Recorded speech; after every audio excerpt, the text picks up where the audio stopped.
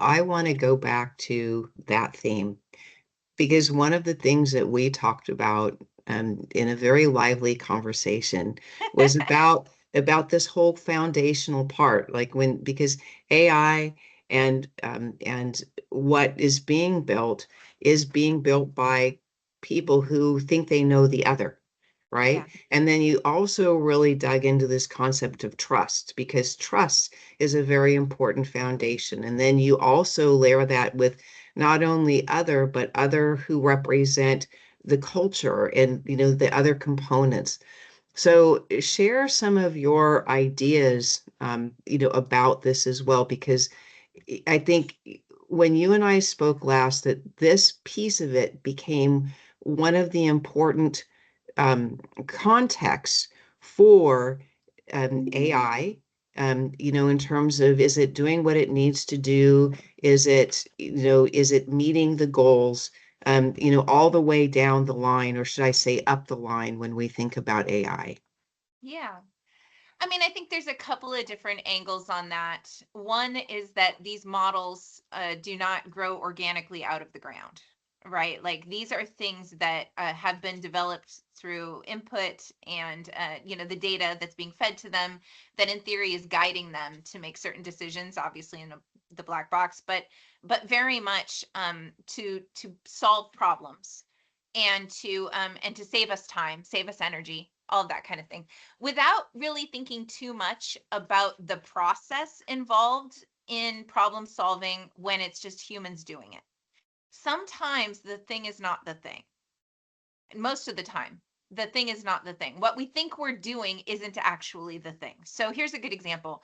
I used to be a psychiatric nurse, and I practiced in clinic, a locked clinic with adolescents. And I remember we did a lot of activities like beading bracelets and necklaces, or like teaching them how to knit small thing. The thing is not the thing. I wasn't teaching them beading. I was testing their ability to sequence. I was testing their frustration tolerance when they pulled it off the tape and all of a sudden their beads went everywhere. We're testing to see where there are spaces that need some support, or maybe there's a vacuum that is the whole reason they were hospitalized in the first place. So when we talk about building these AI models, we're sort of forgetting that it's very much like raising children. You're giving them a bunch of your best version of how you think things should be. You're giving them a ton of data, good and bad examples, and hoping that they'll choose the right path. But I mentioned this to Lori. How often do we agree with how people are raising their children? Right? Like, how often do we look around and Never. go, yikes? The assumption that we should be doing that any of us are in a position where we should be training systems how to make the best decisions, is egotistical to say the least. So, better maybe is to understand that there is sort of this what we've been calling this contextual moral ecology in which these systems live, and that is not just that we have this moral ethical drive to do no harm, at the very least actually help humanity, try to make things easier, et cetera, et cetera. We should believe that we should be trying to steer it away from things that we know are categorically unhelpful or unhealthy.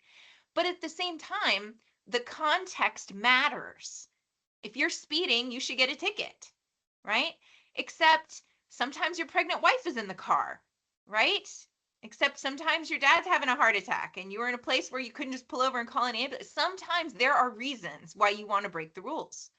And as humans, we follow a system of laws because we know in our hearts that at the individual level, we will apply those laws and rules based on the situation and with a ton of flexibility. So we're designing systems that have to make decisions without flexibility, without context, and sometimes without the moral grounding we would all agree in, right? That we'd all agree on.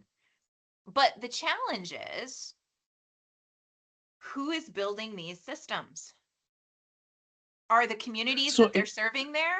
Well, I want to just finish what Lori asked. Are the yeah, communities that are going to be interacting with them the most invited to that table around how the decision making is occurring? Absolutely not. Where did you get your master's in computer science, right? Eh, no. But the community health centers and primary care actually stand to benefit tremendously but also are going to need a tremendous amount of adaptation and context because the thing isn't the thing. Right.